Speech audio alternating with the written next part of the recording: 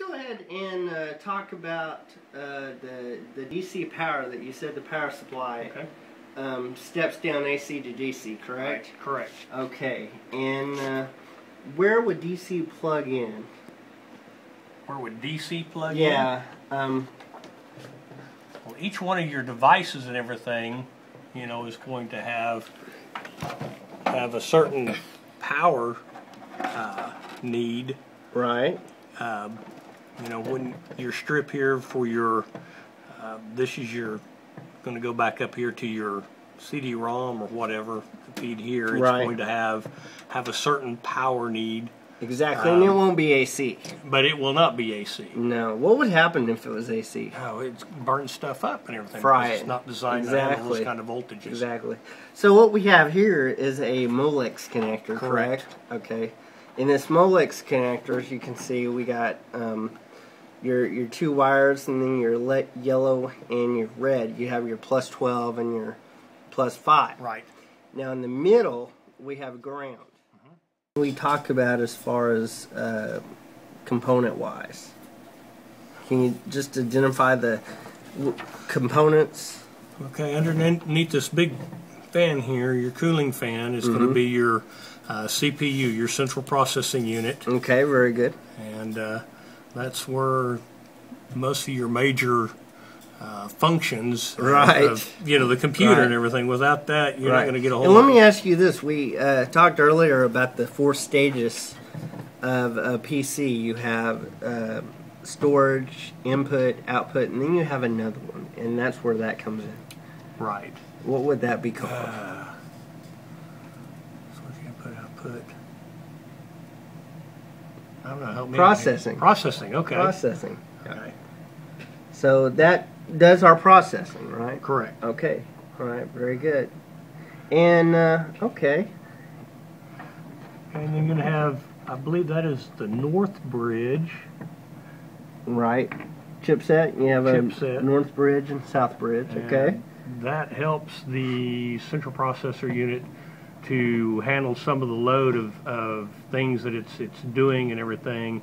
It will actually redirect things to various areas without the central processor actually having to process those. Right. It relieves that load off the CPU. Off the CPU. Right. So you can actually get some things done a little quicker and everything. Okay. This particular board here has a graphics port, an amplified or AGP. Yep, advanced graphics. Advanced graphics. Now, if the AGP does that predate the PCI Express, or would that? It predates. Yes, it's before it. Okay, yeah. So it's slower. It's slower. Okay. Do they make them anymore? You can still find them on some boards. Right, it's getting harder. It's old technology, so you don't. But you'll run into it. Yes, yeah, oh yeah, Definitely. absolutely. You'll run into it. Yeah. You have these white slots here, or PCI slots. Okay. And everything, and it's designed a particular way. You notice that the graphics is closer to your CPU and everything, and to your North Bridge. And part of the reason why that design is that way is because of data travel, the shorter path and everything, because it's going to have to process that information quicker, so it's closer to the processor. Okay. So even the placement of items on the board, you know, make a difference. You know, your RAM, there's a reason why, you know, that's what these are. These are for your random access memory, DIMMs. Very good. They're closer to the processor because they need to be able to be quickly accessed by the CPU. And also, I want to add that the way that the motherboard is designed is because of the airflow, right? Right. Airflow. If this case had adequate air circulation, a fan on the front, a fan in the back, then that circulation that airflow would flow through the motherboard better. Correct. Yeah, because as you of course, if we were enclosed. Right. And as you increase the number of processes and everything, things get really hot. That's one of the things about current it will build friction as it travels, and so that friction is translates to heat. Right.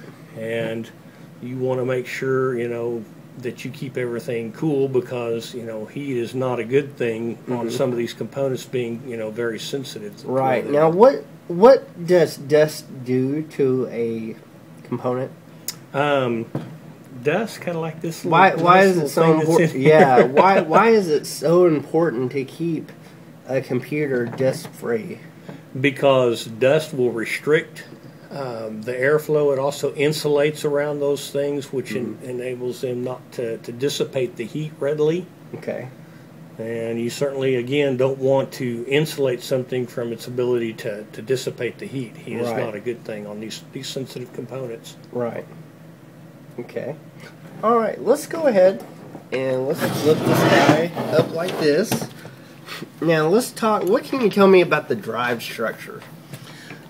Okay. Of course, it's hard to see what drives are in it, but Right. if you can just tell a little about what drives we have and why do we have them. Okay. Your bay sizes are different depending on your drive size. Okay. What are the various sizes? I believe 5 1/4. 5 1/4. Yep. 5 Very 1/4 good. is going to be for your CDs and stuff. Right. There are some hard drives that will be of that size, 5 1/4. Well, actually, the older ones, the older hard drives were. Then they got to 3 1/2. Now they're 3 1/2. Now, of course, with the older design, the older cases, say you didn't have the 3 1/2 bay, you have a bracket kit that you would put the 3 1/2 drive to make it 5 1/4. Right. To make it fit in the So bay. that it would fit solid. Right. So then you go from 5 1/4 to, of course, you were talking about the 3 1/2s. Okay, and that's going to be your floppy drive, or your flash cards and stuff for like your cameras and stuff will occupy those bays. Right. And then also your hard drive can occupy that smaller bay as well. That's pretty much the differences in the drives. You're going to have your CD or DVD ROMs in the 5 1/4. Your 3 1/2 is going to be your floppy, your Media card readers and stuff. Very good. Or your hard drive. Let me ask you this question. Now, of course, you see we have a lot of drive bays, so we can apparently put a lot of drives in it. But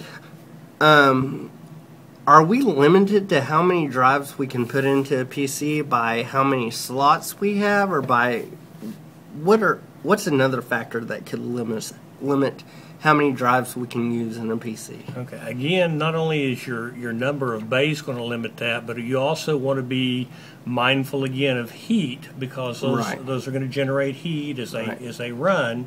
So you want to make sure that you don't just stack them right next to each other and Very give them good. the ability That's a good point. dissipate some heat. Right, that is a good point. Another thing I want to add is, and you're right, you're correct, but also you want to keep in mind how many power connectors you actually have on that power supply. Right.